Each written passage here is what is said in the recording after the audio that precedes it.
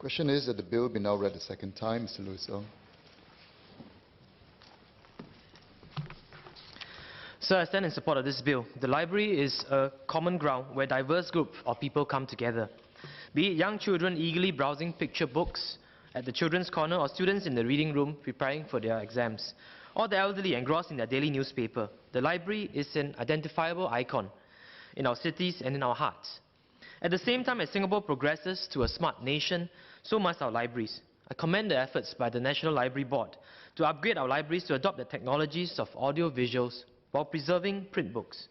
I was delighted to see how Yishun Library was transformed after its renovations earlier this year to include digital learning zones, QR code borrowing systems, and more. The proposed amendments to the NLB Act is a step forward to preserve and eternalize Singapore's digital heritage by collecting electronic publications through legal deposits and by preserving Singapore's domain websites through web archiving. Sir, I stand in support of the bill, but I would like to raise a few clarifications. Firstly, I would like to clarify what implications these amendments will have on publishers and their interests. Part of the amendments mandates publishers to deposit one copy of any electronic publications within 4 weeks of publication, on top of existing requirements to deposit 2 physical copies.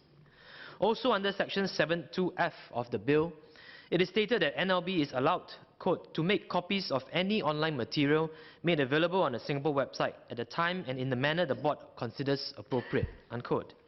Unlike physical copies where there are a limited number of books deposited in libraries, such an amendment will technically allow the board to make unlimited digital copies of the publisher's work. I also understand that within the bill, amendments are made to the Copyright Act.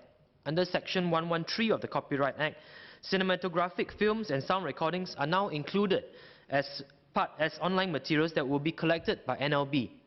These materials will also be made available within the premises of the library.